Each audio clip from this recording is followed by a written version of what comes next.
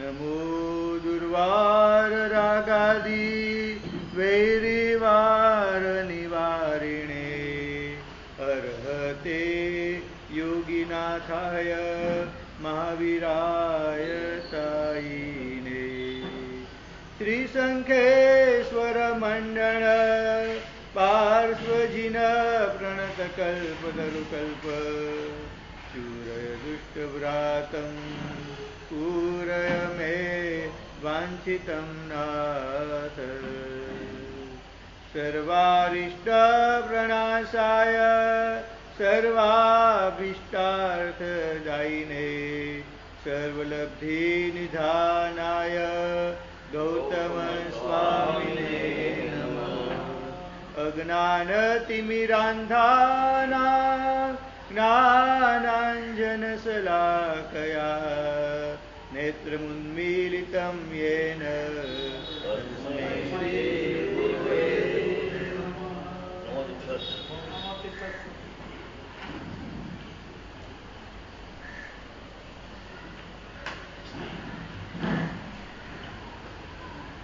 ओम ह्रीं ओम नमो अरिहन्ताणम् ओम ह्रीं ओम नमो अरिहन्ताणम् ओम ह्रीं ओम नमो सिद्धाणाम् ओम ह्रीं ओम नमो सिद्धाणाम् ओम ह्रीं ओम नमो आयर्याणम् ओम ह्रीं ओम नमो आयर्याणम् ओम ह्रीं ओम नमो वज्रायाणाम् ओम ह्रीं ओम नमो वज्रायाणम् ओम ह्रीं ओम नमो लोय सब्बसाहुणम् ओम ह्रीं ओम नमो लोये सब्बसाहुणम् एषो पञ्चनमुक्तारो तेजो पञ्चनमुक्तारो सर्वपावपणासनो सर्वपावपणासनो मङ्गलानं च सर्वेषि मङ्गलानं च सर्वेषि पदमम वै मङ्गलम् परमं वै मङ्गलम् चत्वारि मङ्गलम् चत्वारि मङ्गलम् अरिहन्ता मङ्गलम् हरिहन्ता मङ्गलम् सिद्धा मङ्गलम् सिद्धा मङ्गलम् साहु मङ्गलम् साहु मङ्गलम् केवलीपन्नतो धम्मो मङ्गलम् केवलीपन्नतो धम्मो मङ्गलम् चत्वारि लघुत्तमा चत्वारि लघुत्तमा हरिहन्ता लघुत्तमा हरिहन्ता लघुत्तमा सिद्धा लघुत्तमा सिद्धा लघुत्तमा साहु लघुत्तमा साहु लघुत्तमा केवलीपन्नतो धम्मो लघुत्तमो केवलीपन्नतो धम्मो लघुत्तमो चत्वारि शरणं प्रव्रजामि चत्वारि शरणं प्रव्रजामि हरिहन्ते शरणं प्रव्रजामि हरिहन्ते शरणं प्रव्रजामि सिद्धे शरणं प्रव्रजामि सिद्धे शरणं प्रव्रजामि साहु शरणं प्रव्रजामि साहु शरणं प्रव्रजामि केवलीपन्नतं धम्मं शरणं प्रव्रजामि केवलीपन्नतं धम्मं शरणं प्रव्रजामि કલિકાળ સર્વનો ભગવાન હેમચંદ્રાચાર્ય રચિત યોગશાસ્ત્રમાં શ્રાવકની દિનચર્યામાં આપણે 10 ત્રિકની વાત જોઈ રહ્યા છીએ. તો એમાં અવસ્થા ત્રિકનું ભાવન કરવાનું. આપણી પોતાની અવસ્થા, બાલ્ય અવસ્થામાં આપણે કેવા હતા, પછી યુવાન અવસ્થામાં આવ્યા ત્યારે આપણે કેવા કેવા પરાક્રમો કર્યા હતા, પછી લગ્ન કર્યા ત્યારે આપણે કેવી જગ્યાએ લગ્ન કરેલા, કેવું આલ્બમ એને જોઈને અથવા તમે અત્યારે કઈ રીતે બિઝનેસ કરી રહ્યા છો, જાતનો વિચાર કરો ને તે આર્ત ધ્યાન છે અને કર્મબંધનું કારણ છે. પરમાત્માની વિતરાગતાનો અને જેને ભલે હજુ તીર્થંકર નામ કર્મનો વિપાક ઉદય નથી શરૂ થયો, છતાં પણ પરમાત્મા હજુ ચેવન અવસ્થામાં છે, ગર્ભમાં આવ્યા છે. એ અવસ્થાનો પણ હજુ તીર્થંકર નામ કર્મનો પ્રદેશ ઉદય કહેવાય, પણ વિપાક ઉદય થયો નથી, હજુ રસોદય થયો નથી. છતાં પણ પરમાત્માની એક એક અવસ્થાનો વિચાર કરવો તે ધર્મ ધ્યાન કહેવાય છે. અને શુક્લ ધ્યાનમાં લઈ જવા વાળું આ પરમાત્માની અવસ્થાનું વિચારણા છે. તો પરમાત્માની પિંડસ્થ અવસ્થામાં પરમાત્માની જન્મ અવસ્થા, પરમાત્માની રાજ્ય અવસ્થા અને પરમાત્માની દીક્ષા અવસ્થા એટલે શ્રમણ અવસ્થા, આ ત્રણ અવસ્થા જે છે. પછી પદસ્થ અવસ્થામાં પરમાત્મા કેવજ્ઞાન પામ્યા પછી એમનું સમવસન કેવું હોય એ બધી વાતો આવે છે. એમાં એનું વિચારણા કરવાની છે, એનું ભાવન કરવાનું છે. અને રૂપાતીત અવસ્થા જે કહેવાય એમાં સિદ્ધ અવસ્થા પરમાત્માની કેવી છે, સિદ્ધ અવસ્થામાં રહેલા પરમાત્મા કેવા છે એ બધી જ વિચારણો કરવી. એને અવસ્થાનું ત્રિક જે કહેવાય, અવસ્થા ભાવન ત્રિક કહેવાય કે પરમાત્માની અવસ્થાઓનો વિચાર કરવાનો છે.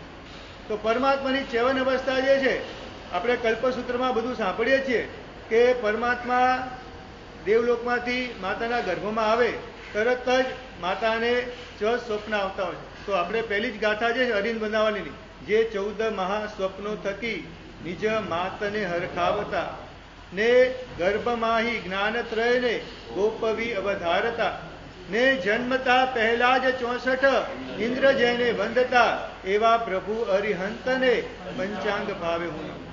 તો જે પરમાત્મા હજુ માતાની કુક્ષીમાં આવ્યા છે, હજુ તરત જ પરમાત્માની માતાને સ્વપ્નોની દર્શન થાય છે મજાના. એટલે અને ગર્ભમાં પરમાત્મા આવે ત્યારે 3 જ્ઞાનથી યુક્ત હોય. પરમાત્માનો જીવ જે છે પૂર્વ ભાવમાં જે જ્ઞાન પ્રાપ્ત કરેલું અવધિજ્ઞાન વગેરે દેવલોકમાં, એ દેવલોકમાં રહેલું અવધિજ્ઞાન જે છે એ પરમાત્માથી છૂટું પડતું નથી. જે અંદર છે ને એક ભાવ પૂરો થાય એટલે અમુક પ્રકારના જ્ઞાનો જતા રહેતા હોય છે. પણ પરમાત્માને અત્યારે કોઈ વ્યક્તિને, મનુષ્યને કોઈ ઉત્પન્ન થાય અવધિજ્ઞાન, આ ભાવમાં કોઈ વ્યક્તિને થયું તો આવતા ભાવમાં અવધિજ્ઞાન સાથે આવું હોતું નથી, બહુ ઓછું બને. પણ પરમાત્માની અવસ્થા એવી જે છે એવું એમનું તીર્થંકર નામ કર્મ બંધાયેલું જે છે કે દેવલોકમાં જે અવધિજ્ઞાન હતું વિભંગ જ્ઞાન નથી હોતું, કારણ કે પરમાત્મા સમ્યક દ્રષ્ટિ હોય એટલા માટે. વિભંગ જ્ઞાન અને અવધિજ્ઞાનમાં લાંબો કોઈ ફરક નથી. પણ મિથ્યાત્વી વ્યક્તિ હોય, સમ્યક દર્શનની પ્રાપ્તિ ન થયેલી હોય એવા વ્યક્તિને જે નરકમાં કે દેવલોકમાં જે જ્ઞાન હોય અવધિજ્ઞાન એને વિભંગ જ્ઞાન કહેવાય છે. અને સમ્યક દ્રષ્ટિ આત્માનું જ્ઞાન એને અવધિજ્ઞાન કહેવાય.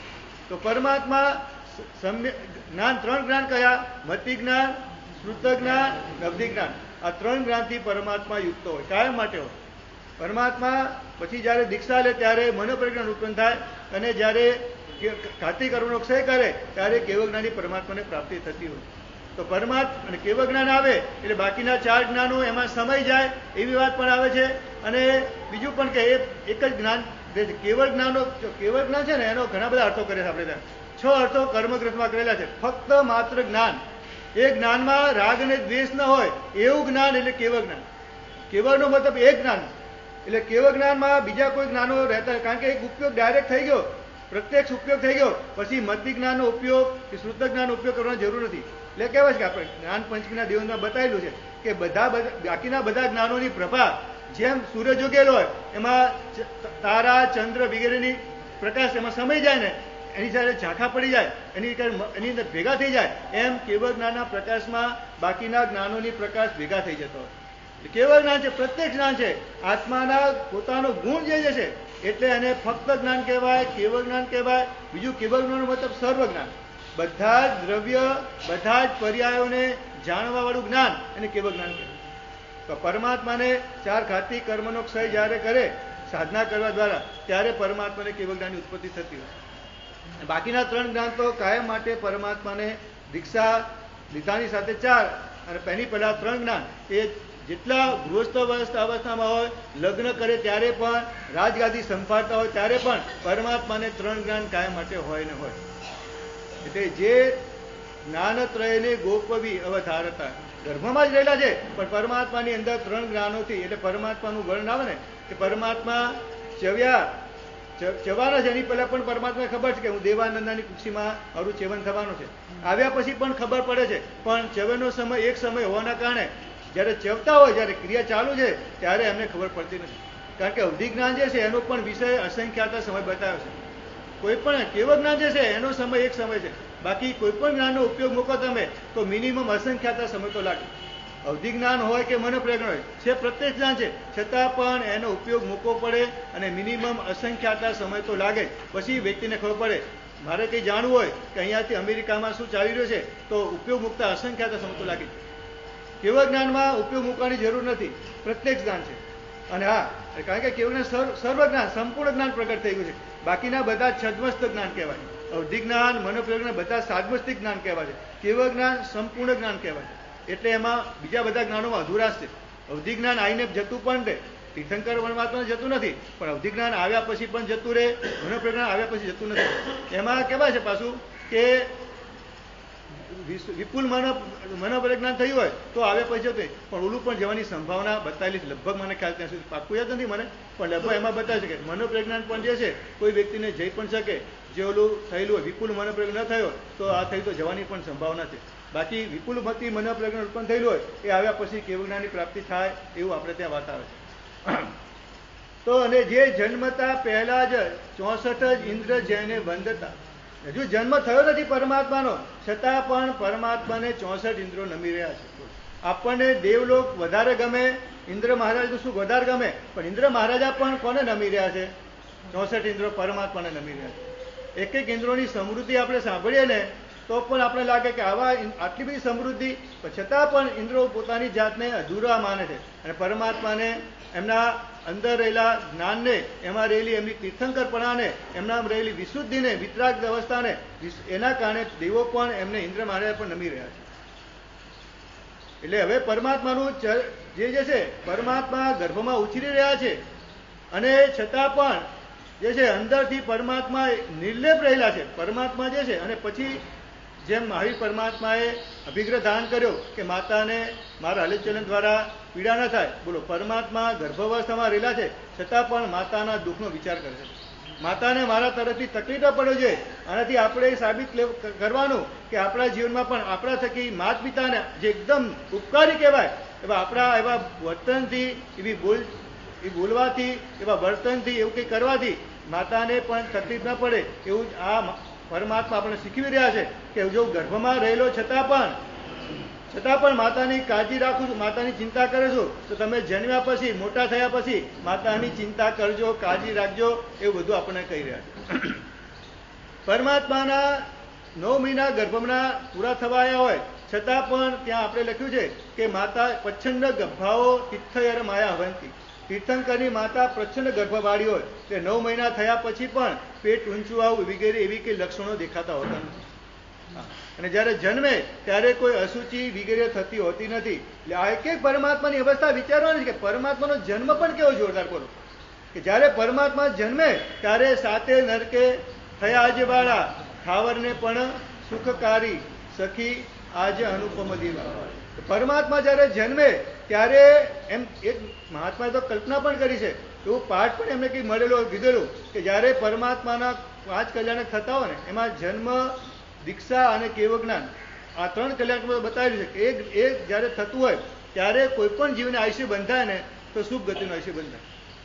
પરમાત્માનો જ્યારે જન્મ થતો હોય એ જે ક્ષણો, પરમાત્મા જ્યારે દીક્ષા લેતા હોય ત્યારે એક ક્ષણો, અને પરમાત્મા જ્યારે કેવળ જ્ઞાન પામતા હોય ત્યારે એક ક્ષણો. એક ક્ષણોમાં કોઈ પણ જીવ કર્મ બાંધે, આયુષ્ય કર્મ, તો શુભ ગતિનું બાંધે. એટલે દેવ જો બાંધે તો મનુષ્યનું જ બાંધે, મનુષ્ય બાંધે તો દેવગતિનું બાંધે, નરકનો જીવ બાંધે તો તિર્યંચ અથવા મનુષ્યનું બાંધે, શુભ ગતિનું બાંધે. દેવ તો બાંધી શકતો નથી, એટલે નરકનો જીવ છે મનુષ્યનું જ બાંધે. એટલે આપણે ત્યાં તિર્યંચ બાંધે તો એ પણ મનુષ્ય કે દેવનું જ બાંધે. એટલે જે વખતે કોઈ પણ વ્યક્તિ આયુષ્ય બંધન કરતું હોય તો શુભ ગતિનું જ આયુષ્ય બંધાય, એવી વાતો પણ આપણે ત્યાં ગ્રંથોમાં મહાત્માએ કોઈ પાનામાં મળેલી, એમને આવું લખેલું છે. એ વખતે આયુષ્ય બંધ થાય કોઈ પણ વ્યક્તિને, શુભ ગતિનું જ આયુષ્ય બંધ થાય. આ પરમાત્માના કલ્યાણકનો આ પ્રભાવ કે કલ્યાણકારી, બસ પરમાત્માનું કોઈ પણ અવસ્થા જે છે બધી જ કલ્યાણકારી અવસ્થા છે. પરમાત્માના લગ્ન જે છે ને એ પણ કલ્યાણકારી છે. બોલો, જન્મ થયા પછી પરમાત્મા યુવાન અવસ્થામાં આવે છે તો પરમાત્માના અંદર એટલી નિર્લેપતાઓ છે. યુવાન અવસ્થા 16-17 વર્ષ થયા પછી પણ પરમાત્માને કોઈ એવી વિકાર અવસ્થા દેખાતી નથી.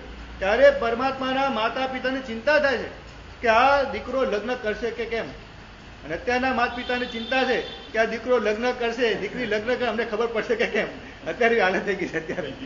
પરમાત્માના માતા પિતાને ચિંતા છે કે આ દીકરો 16-17 વર્ષ હજુ કોઈ લગ્ન કરે એવા અથવા કોઈ છોકરીઓ સામે દેખવું, આવું કંઈક કરવું, આવું કોઈ ચિહ્ન દેખાતું નથી અને કોઈ વિકાર, કોઈ વાસના સતાવતી નથી. આ લગ્ન કરશે કે ને? અને જ્યારે અત્યારની અવસ્થા એવી થઈ ગઈ છે કે કોઈ હિસાબ કંઈ કહેવા જેવું રહ્યું નથી ત્યારે તો. એટલે પરમાત્માની યૌવન અવસ્થા જે છે એમાં પણ મજાની વાતો લખી છે. પરમાત્માની રાજ્ય અવસ્થાની વાતો પણ જે છે અરે મુનાલીમાં બહુ મજાની લખી છે. મૂર્છા નથી પામ્યા મનુજના 5 ભેદે ભોગમાં. પરમાત્મા જે છે યૌવન અવસ્થામાં આવ્યા પછી પણ 5 ઇન્દ્રિયોના વિષયમાં ભોગમાં પોતે મૂર્છા પામતા નથી. જમી લે છે. સાહેબને કીધું હમણાં વાર્તામાં કીધું ને સાહેબ કે સંતરે કોઈએ પ્રશ્ન પૂછ્યો કે તમે સાધના કર્યા પહેલા, સિદ્ધિ પ્રાપ્ત કર્યા પહેલા તમે જમતા હતા, સૂતા હતા, બધી જ ક્રિયાઓ કરતા હતા અને હવે શું ફરક પડ્યો? અત્યારે પણ તમે જમો છો, અત્યારે પણ તમે આ બધું કરો છો, ફરક શું પડ્યો? ત્યારે કીધું હવે ખવાય છે, હવે ચલાય છે, હવે સુવાય છે. હું કરતા ભાવ આખો નીકળી ગયો છું. પછી પરમાત્મામાં પણ આ જ વસ્તુ જે છે. પરમાત્મા જમતા હોય છતાં પણ એમને સ્વાદની કોઈ આસક્તિ થતી નથી. પરમાત્મા સંગીત કદાચ સાંભળે તો પણ એમને કોઈ સંગીતના સ્વરો જે છે આ સારું નરસું ભાવ થતો નથી. સહજ રીતે શબ્દ જે છે સંગીત સાંભળી લે પણ એમાં રાગ દ્વેષની ઉત્પત્તિ થતી નથી. એટલે કોઈ પણ પિંજરીના વિષય જે છે, શ્રવણનો વિષય હોય કે સુગંધનો વિષય હોય કે ચક્ષુનો વિષય હોય કે સ્વાદનો વિષય હોય કે સ્પર્શનો વિષય હોય, મૂર્છા નથી પામ્યા મનુજના 5 ભેદે ભોગમાં. જે 5 ઇન્દ્રિયોના વિષયોનો ભોગ જે છે એમાં પરમાત્મા મૂર્છા નથી પામતા. બસ મૂર્છા એટલે કે આસક્તિ થઈ જવી. સામાન્ય પ્રકારે બધું ભોગવાય છે ખરું પણ એમાં પરમાત્મા મૂર્છા નથી પામતા. પ્રસમરતિ નામના ગ્રંથમાં રાગના બહુ મજાના પર્યાયવાચી શબ્દો છે. ઈચ્છા, મૂર્છા, કામઃ, સ્નેહો, ગાર્ધ્યમ, મમત્વ, નંદન, રાગ, આ બધા રાગના પર્યાયવાચી છે. રાગ કઈ કઈ રીતે આવે છે બોલો? અભિલાષ એટલે શું? એ પણ રાગનો પર્યાયવાચી શબ્દ છે. પણ અભિલાષ એટલે જે વસ્તુ નથી મળી એની અભિલાષા, મને મળે એવી જે ઈચ્છા એને અભિલાષા કહેવાય. અને મમત્વ કોને કહેવાય? આ મારું જ છે એવો જે તીવ્ર રાગ એને મમત્વ કહેવાય.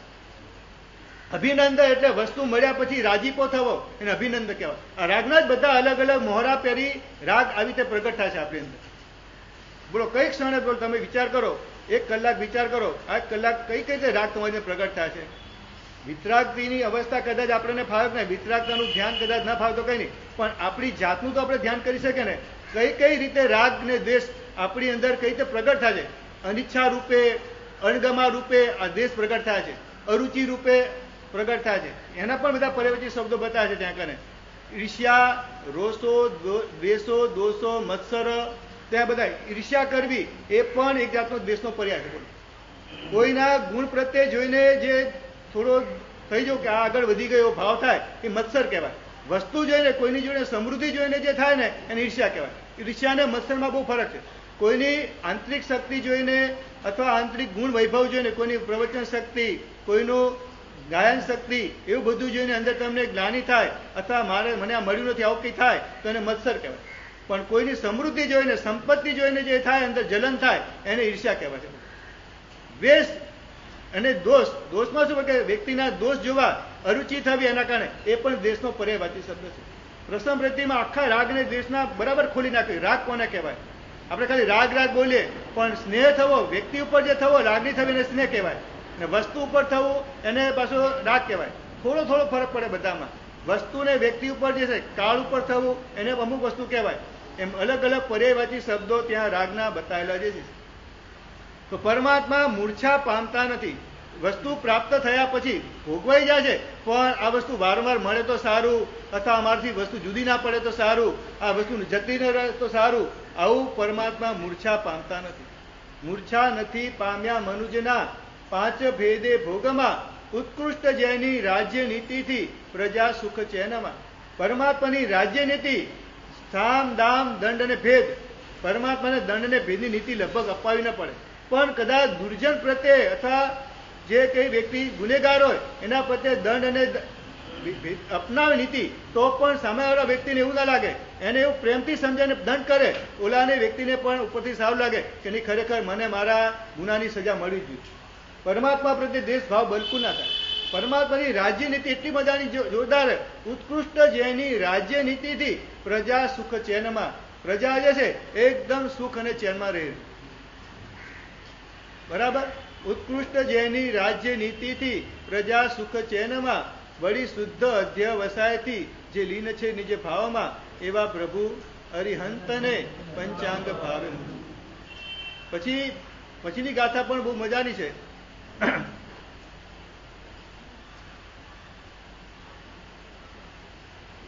મૈથુન પરિસહથી રહિત જે નંદતા નિજ ભાવમાં.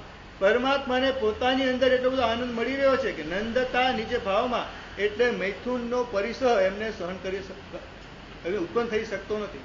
મૈથુન પરિસહથી રહિત જે નંદતા નિજ ભાવમાં, જે ભોગ કર્મ નિવારવા વિવાહ કંકણ ધારતા.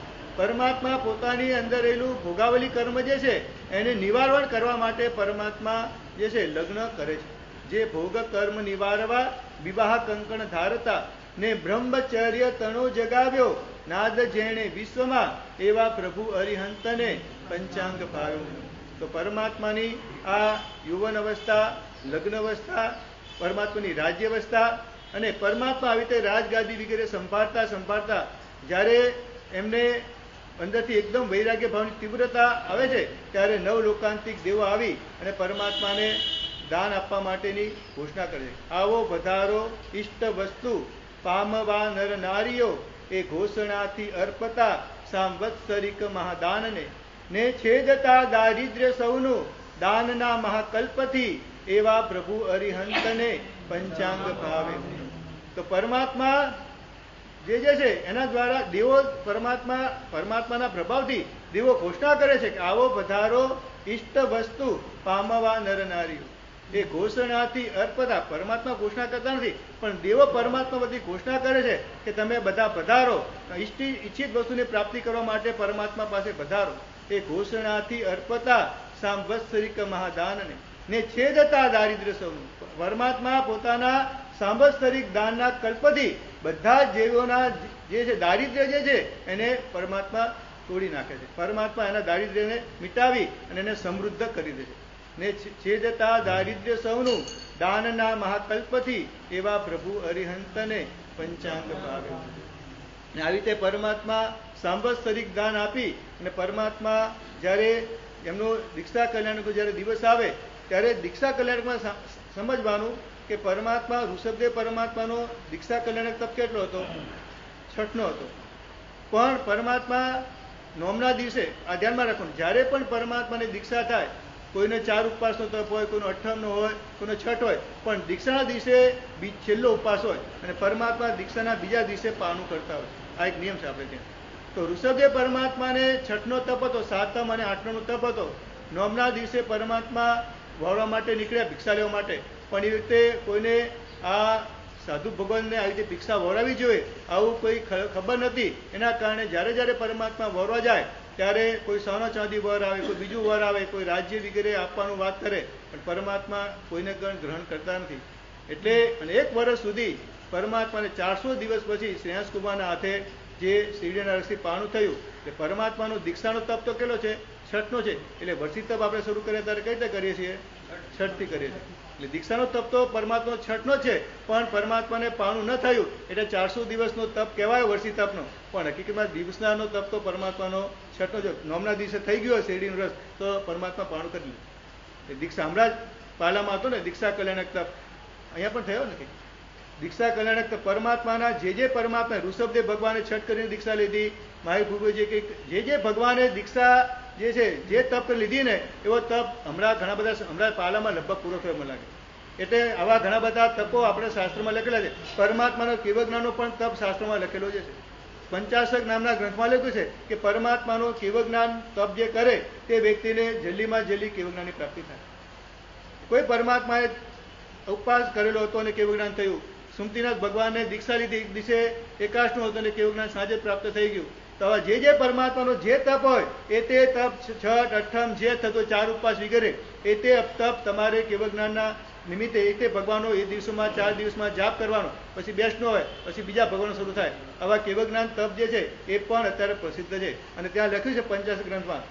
તો તમને કેવજ્ઞાનની જલ્દી પ્રાપ્તિ થાય. હા, આવા દીક્ષા કલ્યાણકના તપો, કેવજ્ઞાન કલ્યાણના તપ વગેરે ઘણા બધા તપો આપણે દિન શાસનમાં બતાવવામાં આવે છે. તો પરમાત્મા આવી રીતે દીક્ષા લઈને પરમાત્મા એટલું જોરદાર સર્વ સાવધ્ય યોગના કરે પચખાણને. પરમાત્મા જ્યારે દીક્ષા લે છે ત્યારે એવા સંકલ્પપૂર્વક અને એવા ઉપયોગપૂર્વક એ ભીષ્મ પ્રતિજ્ઞા કરે છે કે સબ્બમ સાવજ્યમ જુગમ પચખામી કરેમી સામાયમ ભંતે બોલતા નથી, ખાસ છે ને આપણે બધા કરેમી સામાયમ સબ્બમ સાવજ્યમ જુગમ પચખામી. પરમાત્મા એવા સંકલ્પ સાથે પ્રતિજ્ઞા ઉચ્ચરે છે કે એના પછી પરમાત્મા એક ક્ષણ માટે પણ આ સાવધ્ય યોગનું સેવન મનથી, વચનથી કે કાયાથી કરતા નથી. એક ક્ષણ માટે પણ પરમાત્મા પોતાના ક્ષમતા ભાવ જે છે, પોતાના આત્મભાવ, ક્ષમતા ભાવ જે કહેવાય, એ પોતાની આત્મદશાને એક ક્ષણ માટે પણ ભૂલતા નથી. સતત પોતાની જાતને જાગૃત રાખવા દ્વારા એ સતત સમભાવનું પોતે સતત સમભાવમાં જીવી રહ્યા છે પરમાત્મા. સતત સમભાવના આનંદને માણી રહ્યા છે પરમાત્મા. એટલે પરમાત્માને જ્યારે દીક્ષા લે ત્યારની એમની પ્રતિજ્ઞા જે છે ને, એટલે જ્યારે પરમાત્માનું દીક્ષા કરનારનો દિવસ આવે ને, મેં એક વાર આવું કરેલું કે જ્યારે કાર્તક વદ દસમનો દિવસ હતો અને મારી પ્રભુના કલ્યાણનો દિવસ યાદ આવ્યો મને, થયું કે પરમાત્માની અવસ્થા વિચાર કરી મેં કે પરમાત્મા આજના દિવસે દીક્ષા લીધી હશે ત્યારે પરમાત્માએ કેવા ભાવ સાથે પ્રતિજ્ઞા ઉતરી હશે કે એક ક્ષણ માટે પણ પછી પ્રભુ એક ક્ષણ માટે પણ પ્રમાદના ઘરમાં પગ મૂકતા નથી, એક ક્ષણ માટે પણ પ્રમાદ કરતા નથી, એક ક્ષણ માટે રાગને દ્વેષને વશ થતા નથી. બસ આવી અવસ્થા ખરેખર વિચારતા એક અડધો પોણો કલાક વિચારતા લાગ્યું કે ખરેખર આવી અવસ્થા આપણને મળે તો કેટલી મજા આવે. પરમાત્માના દીક્ષા કલ્યાણના દિવસે આવી અવસ્થા વિચારવાની. જ્યારે પરમાત્મા દિવાળી આવશે ને, પરમાત્માનું નિર્વાણ કલ્યાણક, ત્યારે આપણે છઠ્ઠો તપ કરીએ છીએ પણ છે ને હકીકતમાં કલ્યાણકની વિચારણા પણ કરવાની છે. આપણે જે તપ થઈ જશે પણ તે બધું ધ્યાન જે થવું છે તે દિવસનું એ ધ્યાન નથી થતું. આપણે તપ થઈ જશે નોકરવાળી ક્યાં મૂકી, ધ્યાન માટે જ મૂકી છે. પણ જાપ કર્યા પછી છેલ્લે થોડું ધ્યાન પણ કરવાનું. બોલો કાલે અરિયંત પદનો દિવસ છે ને હોળીનો, બોલો અરિયંત પદનું ધ્યાન સાથે નવપદ હરજો ધ્યાન જપ કરવાની છે વાત, સાથે ધ્યાનની પણ વાત બતાવી છે આપણે ત્યાં. અરિયંત પદની આખું ધ્યાન કરવાનું છે. કાલે આપણે લેશું 34 હૈસે જુવા 8 મહાપાળી હેર કય સોહા તિથ્થ હેરા ગય મોહા જાય અવા પૈતણ. શું લખ્યું? જાય અવા. પ્રયત્નપૂર્વક પરમાત્માનું ધ્યાન કરવાનું છે. કયા પરમાત્માનું? 34 હૈસે જુવા. પરમાત્મા 34 37 યુક્ત છે. જ્યાં જ્યાં પરમાત્મા વિચરે કલ્પના કરવાની કે પરમાત્મા વિચરી રહ્યા છે ત્યાં દુષ્કાળની પરિસ્થિતિ હતી એ નાશ પામી ગઈ. પરમાત્મા વિચર્યા ત્યાં અતિવૃષ્ટિ પણ થતી નથી, અનાવૃષ્ટિ પણ થતી નથી. પરમાત્મા વિચરે ત્યાં સલભ વગેરે પતંગિયા વગેરેનો કોઈ ઉપદ્રવ થતો નથી જે ખેતીના પાકને નુકસાન કરે. પરમાત્મા જ્યાં જ્યાં વિચરે ત્યાં પરમાત્મા જે છે વિચરે ત્યાં 6 મહિના સુધી નવા રોગો ઉત્પન્ન થતા નથી, હોય તે નાશ પામી જાય. તો એક એક પરમાત્માની અવસ્થા વિચારી આપણે 34 અતિશયોથી યુક્ત પરમાત્મા એક એક અતિશયોની વિચારણા કરતા કરતા અરિહંતમય થવાનું છે. આપણે ખાલી નમો ઓમ રીમ નમો અરિહંતાણમ પદ જાપ કરીને અટકી નથી જવાનું, પણ અરિહંત પદનો જાપ કરતા કરતા પરમાત્માની આંતરિક અવસ્થા, પરમાત્માનો બાહ્ય વૈભવ અને બાહ્ય પ્રભાવ, એમના અતિશયનો પ્રભાવ કેવો હતો એ બધી પણ આંતરિક રીતે વિચારણાઓ કરવાની, એનું ધ્યાન કરવાનું છે. 8 મહાપાળી હેર કયસોહા, 8 મહાપ્રાતિથી પરમાત્મા એકદમ સુશોભિત છે અને એકદમ એનો પ્રભાવ અને એનું ઐશ્વર્ય દેખાઈ રહ્યું છે. તો એવા ઐશ્વર્યથી યુક્ત પરમાત્માનું ધ્યાન કરવાનું છે. અને લખ્યું છે તિથ્થ એરા ગય મોહા. આવી અવસ્થા હોવા છતાં પણ 34 અતિશયો કરોડો દેવતા પણ જગન્યત કોટી સંખ્યા ત્વામ સેવંતે સુરાસુરા. વિતરાગ સ્તોત્રમાં હેમચંદ્રાચાર્ય સાહેબ કહી રહ્યા છે કે પરમાત્માને કેવળ જ્ઞાન થયા પછી 1 કરોડ દેવતાની સાથે કાય માટે હોય. જગન્યત કોટી સંખ્યા સ્વામ સેવંતે સુરાસુરા. 1 કરોડ દેવતાઓ નીચેના ભવનપતિના, વ્યંતરના, ઉપરના વૈમાનિક, જ્યોતિષ 1 કરોડ વગેરે બધા થઈને 1 કરોડ દેવતા પરમાત્માની સેવામાં કાયમ માટે હોય. તો આ પરમાત્મા જે છે એ પરમાત્માની અવસ્થા જે છે કે પરમાત્મા દીક્ષા લે અને કેવળ જ્ઞાન પામે. દીક્ષા લીધા પછી પરમાત્માનો વિહાર એ જ્યાં જ્યાં વિચરે ત્યાં ત્યાં દુષ્કાળ વગેરે આપત્તિ આવતી નથી. અને આવા અતિશયોથી યુક્ત હોવા છતાં પરમાત્મા ગયા મોહા, પરમાત્માને મોહનીય કર્મ જતું રહ્યું છે, એના કારણે કોઈ મોહ વગેરે એમાં પરમાત્મા લેપાતા નથી. તો 34 અતિશયોથી યુક્ત, 8 મહાપ્રાતિથી યુક્ત એવા પરમાત્માનું અને આંતરિક રીતે પરમાત્મા નિર્લેપ જે છે બધાથી એ બધાનું ધ્યાન કરવાનું છે. અરિહંત પદના દિવસે આવતીકાલ સિદ્ધ પદના દિવસે પણ સિદ્ધ પદનું ધ્યાન કરવાનું છે. સિદ્ધ અવસ્થામાં પરમાત્મા સિદ્ધ અવસ્થામાં કઈ રીતે રહેલા છે તો એક એક પદનું ધ્યાન કરવાનું છે. આવતીકાલથી હોળીનો પ્રારંભ થઈ રહ્યો છે, બરાબર ભાગ્યશાળીઓ? તો પહેલા પણ કહેલું, ફરીથી ત્રીજી વાર કહું છું કે આ 9 દિવસ જો અનુકૂળતા હોય તો હોળી ખાસ ચૂકાવી દો. શાશ્વતી હોળીના દિવસો પર્યુષણ કરતા પણ અપેક્ષાએ આ દિવસનું બહુ મહત્વ બતાવ્યું છે આપણે ત્યાં. એટલે આ 9 દિવસની હોળી, અને કદાચ એક પણ હોળી ન કરી હોય તો 9 હોળી કરવાની ભાવના હોય તો આ આસો સુદથી આ હોળીનો પ્રારંભ થતો હોય છે. તો 9 પદની હોળી કરવાની ભાવના રાખજો. એ ન થાય તો 9 એકાશના, 9 બેસના, જે તમારી અનુકૂળતા. પણ પર્વતિથિના દિવસો ચાલી રહ્યા છે, શાશ્વતી હોળીના દિવસો ચાલી રહ્યા છે, એવા ભાવ સાથે કંઈક વિશેષ આરાધના કરવાની છે. પછી છેલ્લે બતાવ્યું કે ન ફાવે તો 3 ટાઈમથી વધારે વાપરવું નહીં. આ તો કીધેલું પહેલા પણ. બોલો આમાં કોઈ તમને કોઈને તકલીફ નહીં પડે. આટલું કંઈક સંકલ્પ કરો કે હોળીના 9 દિવસ 3 ટાઈમથી વધારે વાપરીશ નહીં. દવા લેવાની હશે તો પણ એ વખતે જમતી વખતે દવા લઈ લઈશ, પછી ઊભા થયા પછી કશું જ નહીં. અને લીલોતરીની વાત ફરતી ત્રીજી ચોથી વાર કરી દઉં કે આ 14ના દિવસે જ અનુભવ થઈ ગયો અમને. હમણાં ગઈ 14 ત્યારે. તો 14ના દિવસે મહાત્મા વોરવા માટે ગયા. તમને સાંઘાણીની વાત કહું તમને કે 14ના દિવસે વોરવા ગયા. 4 બિલ્ડિંગ ફર્યા પછી એક જ આ દિનેશભાઈના ઘરે ખાલી મગ મળ્યા, બાકી બધા ઘરે લીલોતરી. એ દિવસે ઘણા આપી લેતા, ઘરો પણ અમુક પ્રકારે બંધ થતા અથવા રસોઈ નથી બની એવા પણ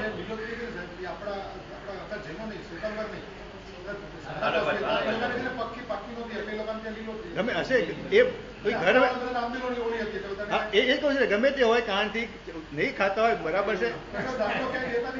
ના નહીં તમારી સામે જ જઉં છું. હે આ તો બની શકે એ કઈ હા બની શકે ને બની શકે. જો આ ટીકાની નિંદાની વાત નથી, આ તો જાણવાની જાગૃતિની વાત છે. એટલે ચલો હું તો સારું થયું કે છે કોના પાડી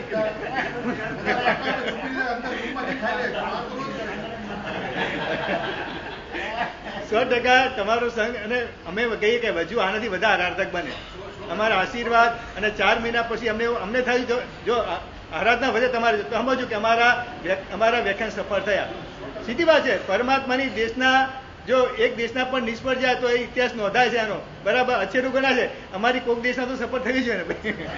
સારું, અમને આનંદ થશે કે જો તમારા જીવનમાં અથવા તમારા ઘરમાં જે કંઈ થતું હતું એમાં બંધ થઈ ગયું, અભક્ષ બંધ થઈ ગયું, લીલોતરી બંધ થઈ ગઈ, તો અમને આનંદ થશે. અમે ઉદાહરણ આપશું કે ચલો અમારું પ્રવચન થોડું કંઈક સારું છે, એવું અમે પણ આનંદ થશે કે અમારા પ્રવચન અસર લોકોને થાય છે. હે સફળ જ છે 100%.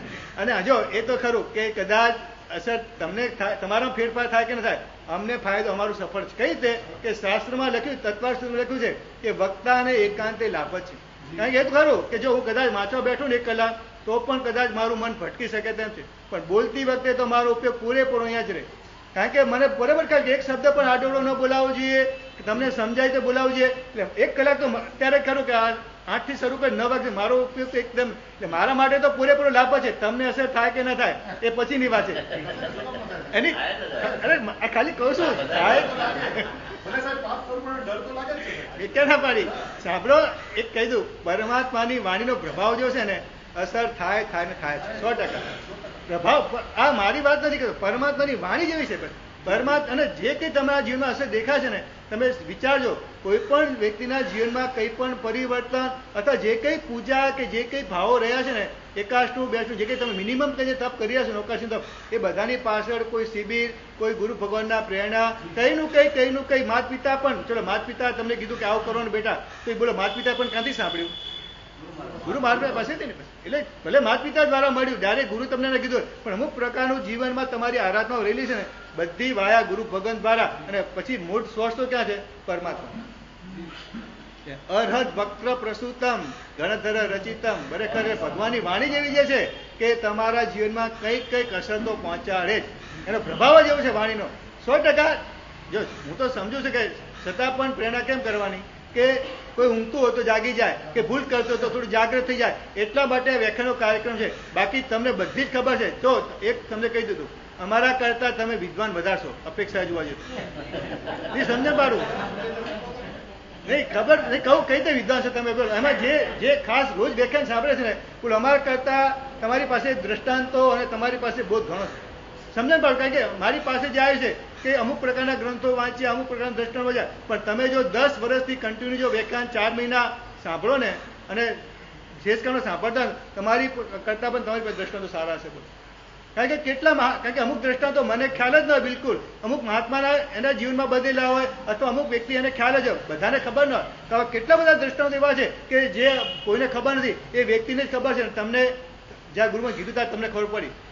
તો કેટલા બધા પ્રસંગો, કેટલી બધી એવી, કેટલા બધા એવા પદાર્થો ગ્રંથમાં તો આવું જ લખેલું હોય, પણ મહાત્મા પોતાની અનુપ્રેક્ષા દ્વારા એક નવી એક મજાની કલ્પના કરતા એ પદાર્થ અલગ રીતે રજૂ કરવાની જે શક્તિ, એ તો તમને સાંભળવા મળવાની, અમને ક્યાંથી મળવાની? કારણ કે મહાત્મા બધા લેખક હોતા નથી. લેખક હોય તો કદાચ પુસ્તકમાં લખેલું, પણ બધા પુસ્તકો અમે વાંચી શકવા નથી. જ્યારે શ્રોતા જો સાચો અને સારો હોય ને, તો શ્રોતા અમારા કરતા પણ વધારે વિદ્વાન બની શકે. ના, ઉપર છો જ તમે.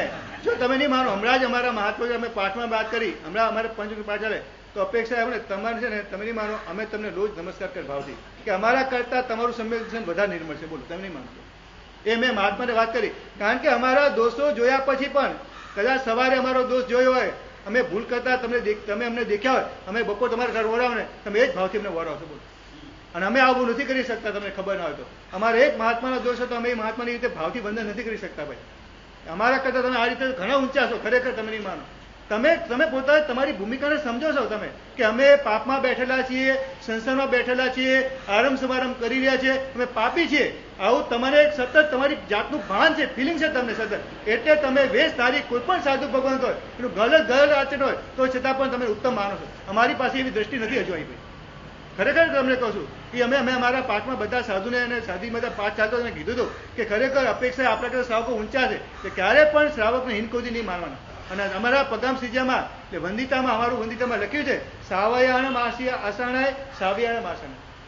એ સાધુની આસાધના જેમ કરવાની નથી, એમ સાધ્વીની નથી કરવાની, એમ શ્રાવક કે શ્રાવિકાની પણ આસાધના નથી કરવાની. અમે સમજીએ છીએ આ વ્યાખ્યાનો ક્રમ છે કે અમુક પ્રકારનું યાદ કરાવવાનું, પ્રેરણા કરવાની, અથવા થોડું કંઈક કડકાઈથી કહીએ જાગૃતિ માટે. બાકી અમે સમજીએ છીએ કે અમુક પ્રકારે, અમુક અપેક્ષા તમે અમારા કરતા ઊંચા પણ હોઈ શકો અને છો પાછા. એટલે ખાલી ચડાવવાની વાત નથી કરતો, રિયલી કહું છું તમને. આ પાઠમાં હમણાં 4-5 દિવસ પહેલા વાત કરેલી મહાત્માને કે ખરેખર અમુક પ્રકારના શ્રાવકોની જે ભાવનાઓ છે, અને સવારે જે મહાત્માનું અશુભ આચરણ જોયું હોય, ગલત આચરણ હોય, સંયમ જેવી વિરુદ્ધ આચરણ જોયું હોય, છતાં પણ એ જ મહાત્મા વોરવા જાય તો શ્રાવકના મનમાં એક પણ ક્ષણ એવું યાદ નથી હતું કે આ મહાત્મા સવારે આવા જોયેલા અને આ મહાત્માને વોરાવતું. એ જ અહોભાવ, એ જ લો અને એ જ આપ તરી ગયા એવા ભાવ સાથે વોરાવશે. બોલો. આ જે છે એટલે મેં કીધું, મહાત્માને કીધું કે સમ્યક દર્શન જે છે ને, કદાચ મિથ્યાત્વના સૌક્ષમથી મળતી સમ્યક દ્રષ્ટિની વાત નહીં, પણ આ સમ્યક દ્રષ્ટિ આજે કહેવાય કે સાચું જોવાની શક્તિ શ્રાવકો પાસે છે. આ દ્રષ્ટિ ખરેખર રિયલી તમારી પ્રશંસા અને રિયલી અનુબંધા હૃદયથી આ રીતે મહાત્માની સામે પાઠમાં કે અમારે વિષય એવું કંઈક આવ્યો ત્યારે કંઈક ચર્ચાથી ત્યારે મેં વાત બધા મહાત્માને કરેલી કે શ્રાવકોની પાસે એક આ જે દ્રષ્ટિ જે છે ને, બહુ ઉત્તમ દ્રષ્ટિ. અત્યારે કેટલા પ્રસંગો એવા બની રહ્યા છે, છતાં પણ તમારી દ્રષ્ટિમાં કોઈ ફરક નથી પડ્યો. એ જ અહોભાવથી, એ જ અમારા જે કંઈ ઈચ્છા હોય. અરે અત્યારે અમારા સાહેબજી તો કહે છે કે સંઘ આપણને VVIP ટ્રીટમેન્ટ આપી રહ્યા છે. અમારે તમે કહેતા બોલો, તમારે કે અમારે સગવડ વધારે ભોગે છે. બોલો, અમારે કંઈ પણ તમારા કોઈ પરિસ્થિતિ મંદ હશે ને કોઈની, એને ખાલી રિપોર્ટ કરાવો છે ને MRI, તો વિચાર કરીએ MRI કરાવી કે નહીં. અમારે તો ડોક્ટર અમારે તરત અમે કહીશું કે અમારે ભાઈ MRI કરાવ્યું છે, એ વખતે 6,000 રૂપિયા થાય, 7,000 થાય, કે ઓપરેશન કરો લાખ રૂપિયા થતા હોય, તો અમને કોઈ સંઘે એવું નથી કહ્યું સાહેબ લાખ રૂપિયા થશે, કઈ રીતે કરશું. અમારે જે કંઈ બીમારી આવી, તમારી ટ્રીટમેન્ટ માટે સંઘ જે છે લાખો રૂપિયા ખર્ચ માટે તૈયાર છે. મારે એક સાધી માણસ સુરતમાં બીમાર છે, લગભગ 1 વર્ષથી બીમાર છે, અને એની બધી વ્યવસ્થા સંઘ કરી છે. બોલો, આખી 3 સાધી માણસ, એમ તો 3 વર્ષથી બીજા પણ એક સાદી બીમાર, આવા 2-3 સાદી બીમાર છે. બોલો, ત્યાં ઉપાશ્રયમાં જ આખું ICU ખોલી દીધું છે. બોલો, શ્રાવકો કેટલા બધા શ્રાવકો. એટલે કહેવાનો મતલબ કે શ્રાવકો અમને જે સેવા કરે છે અમારી, ખરેખર લાગે કે ઘણી વાર તમારી સેવા જોતા અમારી જાગૃતિ વધે સારી રીતે, કે આ શ્રાવકો અમારા આટલા દોષો હોવા છતાં અમને, એટલે શ્રાવકોને માત પિતા કીધા છે ને, શ્રાવકોને સાધુના માત પિતા કીધા છે. કારણ કે સાધુ ભગવાન એક માત પિતાને છોડીને હજારો માત પિતાને ગ્રહણ કરે છે, હજારો માત પિતા એમની પર ધ્યાન રાખી રહ્યા છે, અને હજારો માત પિતા એમને વાત્સલ્ય અને એમનું યોગક્ષેમ કરી રહ્યા છે. આ ભાવથી અમારે તમને જોવાના છે. એટલા માટે તમારા વિશે ઘસાતું મારે બોલાતું નથી, પણ આ તો મહાત્માએ કીધું એટલે સહજ કહેવાય ગયું કે 14 સાથે 100% સ્થાનકવાસીના જ ઘર હશે અથવા જે નહીં સમજતા એવા જ ઘર છે, ઉત્તમ શ્રાવક નહીં જોય. અને હું આશા રાખું છું કે હોળીમાં પણ આવું નહીં થાય.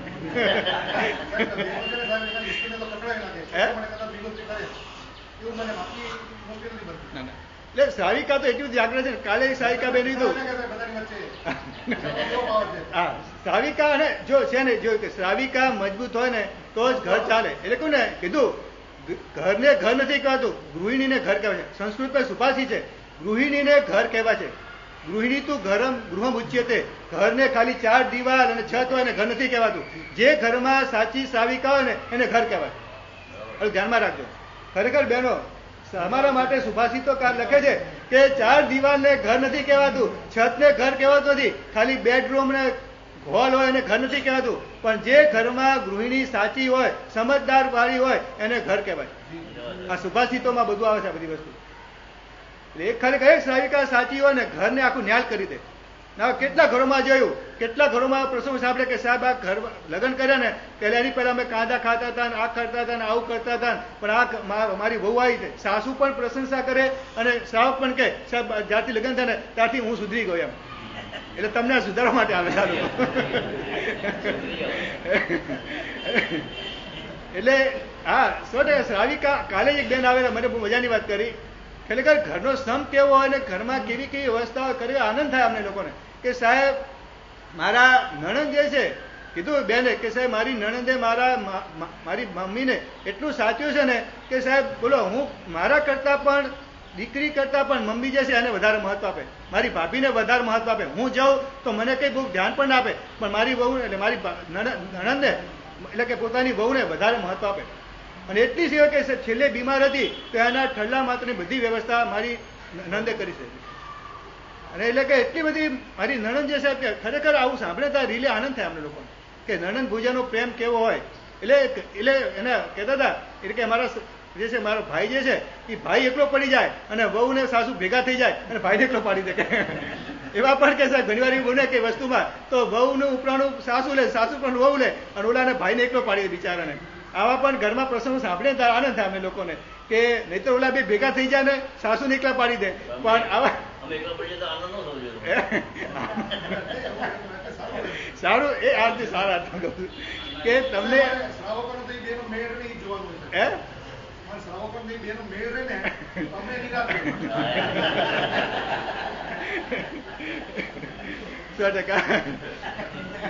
એટલા એટલે કહેવાનો મતલબ અમુક જયારે છે ને એટલે શ્રાવિકાના તો ઘણા એટલા બધા અમુક શ્રાવિકાનું જીવન એટલું જોરદાર છે. ખરેખર તમે નહીં માનો અમે જયારે વોરા જઈએ છીએ ને એવા એવા શ્રાવિકા બહેનોને જોયેલા છે કે આમ રિયલી આમ પહેલી જ વાર વોરા જતા હોય છતાં પણ જાણે પોતાનો દીકરો હોય ને એ રીતે અમારી સાથે વટથી વાત કરે, હકથી વાત કરે. થાય લેવું જ પડશે અને નાખી દે. બોલો તમે માનો એટલે અમને મૂંઝવણ થાય કઈ રીતે પતાવશું વસ્તુ, પણ પછી એમની એવી ઉત્કૃષ્ટ ભાવનાઓ છે ને ત્યારે રિયલી ભાવનાના કારણે વસ્તુ પતી જતી હોય છે. ઘણી વાર એવું લાગે જો એમને વોરી હોય વધારે આવી ગયો ને તો એક ટોક્ષી દૂધ પતાવો તો અમને નાકે દમ આવી જાય, પણ કોઈ ભાવથી જયારે વોર આવ્યું ને તો કુદરતી સામે વાળાને ભાવ નથી કે લાવ હું લઈ લઉં, લાવ લઈ લઉં. પણ આવું જોઈએ કે ભાવના કારણે ગોચી પણ વધી જતી હશે અમારે. બોલો અને પતિ પણ જતું હશે. રવિવાર સિવાય થાય.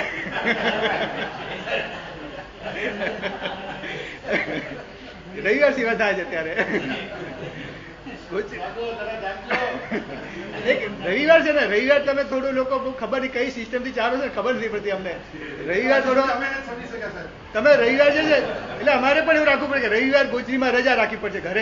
ઘરે ગોચરી વરવાની જાવ, રવિવારે તમારે રજા અમારે રજા, ગોચરીમાં ઘરે કોર જવાની રજા રાખવી પડશે અમારે પણ. રવિવારના પ્રોબ્લેમો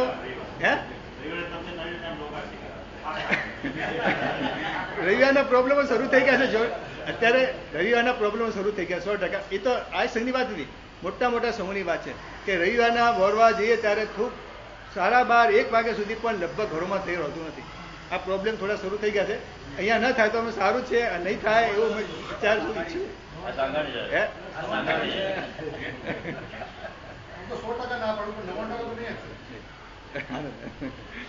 તો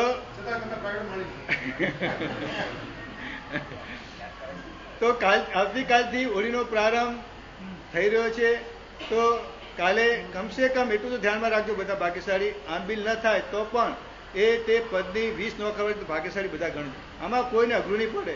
20 નોકરવાળી સવારે વહેલા જો ગણી જાય તો વધારે સારું.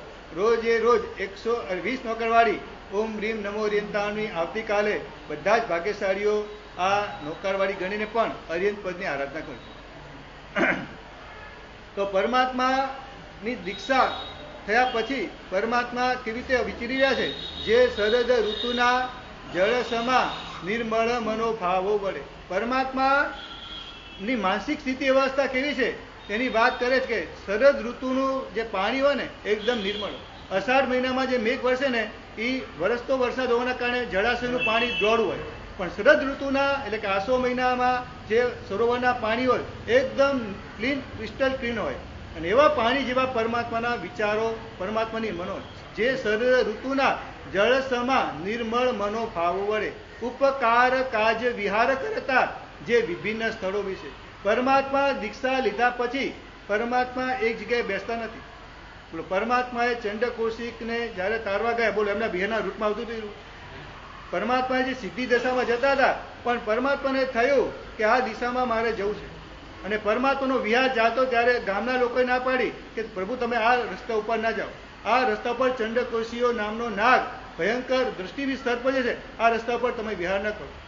છતાં પણ પરમાત્મા એ બધાના આદેશને ગણીને પણ પરમાત્મા ચંડકૌશિકને તારવા માટે ત્યાં ગયા. અને બુજ્જ ચંડકૌશિયા આજે પરમાત્માની છે ને ઓફિશિયલ દેશના જે છે એ સફળ થઈ શકે.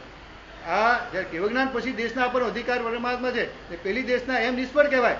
પણ પરમાત્મા સદમસ્ત અવસ્થામાં હતા ને બુજ્જ ચંડકૌશિયા કહ્યું છે. અને ચંડકૌશિક જે છે ભયંકર ક્રોધી, એ પણ ચંડકૌશિક જે છે એ બોધ પામ્યો છે. અને પરમાત્મા ત્યાં 15 દિવસ એ ચંડકૌશિકના પરિણામો બદલાઈ ન જાય એટલે માટે ત્યાં 15 દિવસ ઉભા પણ રહેશે. ઉપકાર કાજ વિહાર કરતા જે વિભિન્ન સ્થળો વિશે પરમાત્મા તે જગ્યાએ કેમ વિહાર કરે છે? તો પરમાત્માને એક જગ્યાએ સાધના વધારે સારી થાય છે, છતાં પણ ઉપકાર કરવા માટે પરમાત્મા એક જગ્યાથી બીજી જગ્યાએ વિહાર કરી રહ્યા છે. અમારા સાધુ જીવનમાં પણ કીધું ને 4 મહિના ચોમાસામાં એક જગ્યાએ રહેવાનું, પણ ચોમાસું પૂરું થાય તરત જ વિહાર કરી દેવાનું. અને એક એક ગામમાં જઈને શ્રાવકોને અને ગામના લોકોને પ્રતિબોધ કરવાના, ધર્મનું દાન કરવાનું, એટલા માટે અમારો વિહાર હોય છે. એટલે જે ઉપકાર કાજ વિહાર કરતા જે વિભિન્ન સ્થળો વિશે. એટલે અને મુનીશ્વર પ્રભુ જે છે એક જ રાતમાં 60 યોજન વિહાર કરી અને ઘોડાને પ્રતિબોધ કરવા માટે પહોંચી ગયા. એવી રીતે ઉદય રાજાને પૌષદમાં એટલો બધો ઉત્તમ ભાવ આવ્યો કે જો આવતીકાલે મહાપ્રભુ વધારે તો મારે પૌષદ પાળવો નથી અને દીક્ષા લઈ લેવી છે. અને પરમાત્મા એ જ્ઞાનથી જાણ્યું અને પરમાત્મા પણ રાતોરાત વિહાર કરી અને ત્યાં આ ઉદય રાજીને પ્રતિબોધ કરવા માટે દીક્ષા આપણને પહોંચી ગયા. તો પરમાત્મા ઉપકાર કરવા માટે પરમાત્મા વિહાર કરી રહ્યા છે. કુંજર સમા સુરવીર જે સિંહ સમા નિર્ભય વળી. જંગલમાં પરમાત્મા ધ્યાન કરી રહ્યા છે, છતાં પણ હાથી ચાલતો હોય અને કેટલા આજુબાજુમાં કેટલા બધા કૂતરા વગેરે ફસે, પણ હાથીને કોઈ અસર થાય ખરી?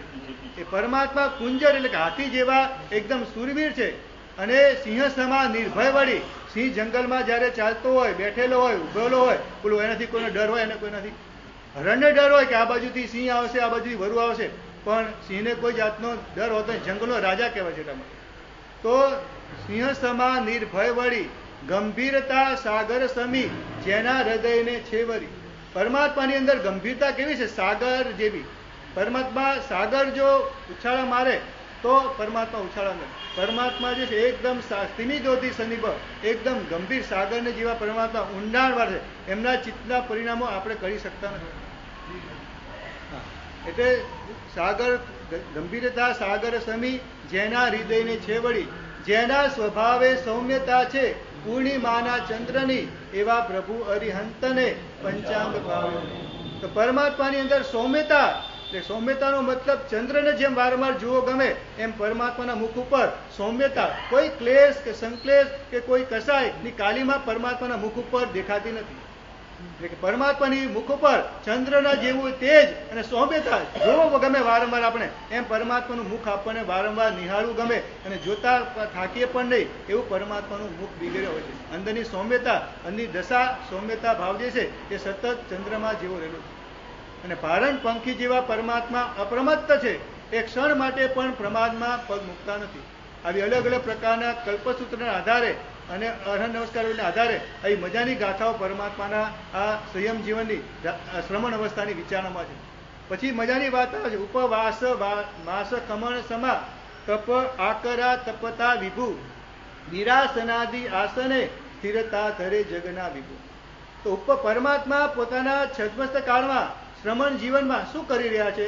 ઉપવાસ માસખમણ વગેરે, છઠ કરવો, ચાર ઉપવાસ કરવા, ભદ્ર પ્રતિમા, મહાભદ્ર પ્રતિમા, સર્વતો ભદ્ર પ્રતિમા, આવી અલગ અલગ પ્રકારની સાધનાઓ જે છે કે એમાં એક દિવસ 12 કલાક સુધી એક જ મુદ્રામાં એક જ દિશામાં કૌશમાં રહેવાનું, બીજી પ્રતિમામાં 4 દિશામાં, કોઈ દિશામાં 10 દિશામાં, એ બધી અલગ અલગ પ્રતિમાઓની બધી વાતો.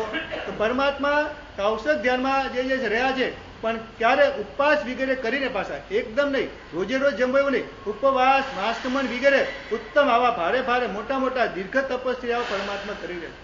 ઉપવાસ માસ ખમણ સમા તપ આકરા તપતા વિભુ અને વિરાસન વગેરે, વિરાસન એટલે ખુરશી પર બેઠેલો વ્યક્તિ, ખુરશી લઈ લેવામાં આવે, અથવા વજ્રાસન વગેરે અથવા ગૌ દહિકાસન વગેરે, આવા બધા આસનોમાં પરમાત્મા પોતાની જાતને સ્થિર કરી રહ્યા છે. બરાબર. વિરાસનાદિ આસને સ્થિરતા ધરે જગના વિભુ ને 22 પરિસહને સહનતા ખૂબ જે અદ્ભુત વિભુ એવા પ્રભુ અરિહંતને પંચાંગ ભાવે. તો પરમાત્મા પોતાના જીવનમાં ભૂખ તરસ વગેરે જે કંઈ પરિસો આવી રહ્યા છે બધાને પરમાત્મા સમભાવપૂર્વક સહન કરી રહ્યા છે. અમારા સાહેબની ભાષામાં કરે તો પરમાત્મા પરિસોને પણ માણી રહ્યા છે. ભૂખ લાગે છે તો કોને લાગી રહી છે? પરમાત્મા શું કે શરીરને ભૂખ લાગી રહી છે, શરીરને તરસ લાગી રહી છે અને પોતે મજામાં છે. પરમાત્મા ભૂખ તરસનું જે દુઃખ જે છે એ દુઃખનો અહેસાસ શરીર સુધી કરે છે, પણ મન અને ઉપયોગમાં પરમાત્માને ભૂખનું દુઃખ અનુભવાતું નથી. શરીર અનુભવે છે, શરીર સંકલેશ અનુભવે છે, પણ અંદર જે છે અંદર કઈ અસર પહોંચતી નથી, તરસની કોઈ અસર અંદર પહોંચતી નથી. એટલે 22 પરિસહને સહનતા ખૂબ જ અદ્ભુત વિભુ, બોલો અદ્ભુત રીતે પરમાત્મા એ પરિસહોને બધાને સહન કરી રહ્યા છે. અને પછી આવી રીતે પરમાત્માનું છદ્મસ્ત કાળ જ્યારે પૂરો થાય પછી લખ્યું છે છેલ્લે એમાં મજાની ગાથામાં કે જે પૂર્ણ કેવળ જ્ઞાન લોકા લોકને અજવાળતું, જેના મહાસામર્થ્ય કેરો પારકો નવ પામતું, એ પ્રાપ્ત જેણે ચાર ઘાતી કર્મને છેદી કર્યું, એવા પ્રભુ અરિહંતને પંચાંગ. તો પરમાત્મા કેવળ જ્ઞાન કઈ રીતે પામે છે? જે ઘાતી કર્મોને, 4 ઘાતી કર્મોને ખપાવીને પરમાત્મા જે કેવળ જ્ઞાન હતું, જે પૂર્ણ લોકા લોકને પ્રકાશતું. કેવળ જ્ઞાન કેવું છે? પૂર્ણ જ્ઞાન છે અને લોક અને અલોક બંનેને બતાવી રહ્યું છે. બીજા બધા જ્ઞાનો છે લોકની બહાર જઈ અલોકના આકાશને જોઈ શકતા નથી. પરમાત્મા કેવળ જ્ઞાન દ્વારા અલોકાકાશમાં પણ જે ધર્માસ્તિકાય, અધર્માસ્તિકાય વગેરે આકાશાસ્તિકાય પદાર્થો છે એ બધાને પણ પરમાત્મા જોઈ રહ્યા છે. લોક અને અલોકની તમને કદાચ ખ્યાલ જ હશે કે અલોક જે છે, લોક જે તો છે ને એના કરતા અલોક જે અનંતો અલોક બતાવેલો જે છે. એટલે એમ કહી શકાય કે આ આખું હોલ અલોક છે અને ખાલી ટપ્પુ કરીએ એટલો આ 14 રાજલોક છે. લોકને અલોકની વાત સાંભળીએ જ્યારે નવતત્વમાં આપણું મગજ કામ ન કરે કે લોક આટલો મોટો 14 રાજલોક, તો અલોક કેટલો મોટો હશે? આટલા હોલમાં ખાલી બલ્બ જેટલો લોક કહી શકાય અને બાકો અલોકાકાશમાં છે. અલોકાકાશ લોકમાં જ ખાલી 6 દ્રવ્યો રહેલા જે છે. અલોકમાં ખાલી અલોકાશમાં ખાલી આકાશ જ રહેલું છે, બીજા કોઈ દ્રવ્ય રહેલા નથી. તો પરમાત્મા લોકા લોકને નિહાળ, પરમાત્મા લોક અને અલોકને બંને પોતાના કેવળ જ્ઞાન દ્વારા જોઈ રહ્યા છે. એવા પ્રભુ અરિહંતને પંચાંગ ભાવે. તો આવતીકાલથી હોળીનો પ્રારંભ થઈ રહ્યો છે. ભાગ્યશાળીઓ હોળી કરવાની ભાવના રાખજો. સવારે 7 કલાકે ને વિધિ બોર્ડમાં લખ્યું ક્રિયા, સમૂહ ક્રિયા ઉપરના હોલમાં સમૂહ ક્રિયા 7 કલાકે શરૂ થશે. જેને પણ કરવાની ભાવના હોય તો સાથે બધા ભાગ્યશાળી આવી જજો.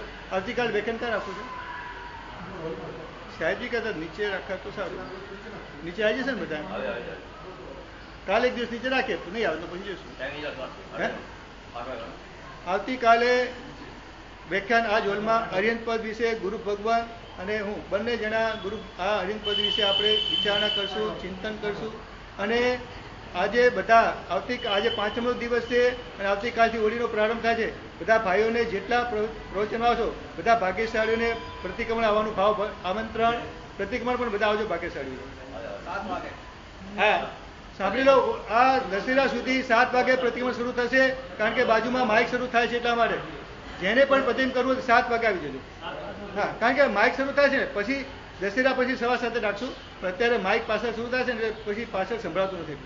તે 7 વાગે જેને પણ ભાગ્યશાળીઓ આજે 5મનો દિવસ મોટો દિવસ અને આવતીકાલથી હોળી શરૂ થઈ છે તો બધા ભાગ્યશાળીઓ પ્રતિમ કરવા માટે 7 વાગે પધારજો. શિવમસ્તુ સર્વ જગત પરહિત નિરતા ભવંતુ ભૂત ગણા દોષા પ્રયાન્તુ નાશા સર્વત્ર સુખી ભવતુ લોકઃ. વિશ્વમાં રહેલા સર્વ જીવો સુખી થાઓ, સમતા ભાવને પ્રાપ્ત કરો, સમાધિને પ્રાપ્ત કરો, પાપ કર્મથી મુક્ત થાઓ, સકલ સંઘનું મંગલ અને કલ્યાણ થાઓ. ચાતુર્માસિક આરાધના સરસ્વતી હોળીની આરાધના નિર્વિઘ્ને પૂર્ણ થઈ ભાવના સાથે 12 નોકાર.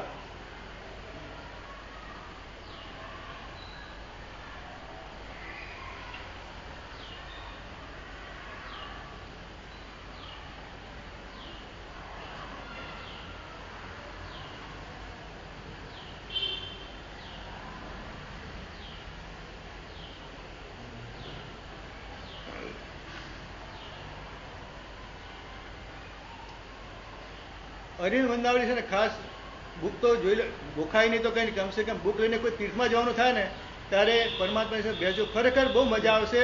અત્યારે જે તમને સંવિધાન કરીને ઘણી વાર ખૂબ આને માણ્યું છે અરિહંત વંદાવળીને, પરમાત્માએ આવી એક વિચાર એક સ્તુતિ બોલતા બોલતા એટલા બધા ભાવો સર્જાય છે અંદર, ખરેખર મજા આવશે. કારણ કે રચનાકાર જે છે પ્રાચીન અને નવા બંને મહાપુરુષો રચી છે, ખૂબ અસર થશે. તીર્થમાં જશો, શાંત દેરાસર, મજા આવશે. તમે એવો ખાસ પ્રયોગ કરજો. સ્વામી કુમારનો દેવ જાણી જાય નિશિયાય મથયંનો. સ્વામી કુમારનો દેવ જાણી જાય નિશિયાય મથયંનો.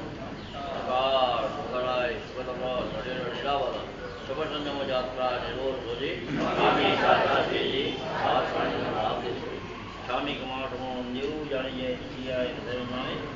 સાગર સંદીશા મુજબ રંગ ગમ્યો ચંગાણ મિલાય જંગીજી અપત્યમ પ્રપત્યમ ભક્તિ પાણી વિનય વ્યાવચ્ય આલય સલ્લય ઉટાડે સમાજ અંગ્રમા સુગરે જંગીજી મધ્ય ભૈરમ સોમાય વાસુદેવ અહમ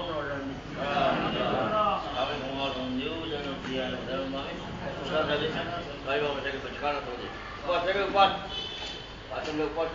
नौकाशी ત્યાં બે ઓકે નૌકાશી પોરસી 60 પોરસી સૂર્ય કે પૂરી અવઢ મુઠી से बचका अश्रम पान बचने कारण दिशा सवरणम आयम बिलम विगयो बचने गुण सहसागरम लेवालिंग दुखी तविन गुण यगाष्ण बेंगुरु प्राणिनम पारी ठण पाण सर्व तनो सिरे सर्व मंगल मांगल्य सर्व कल्याण कारण दानो सर्व धर्माणाम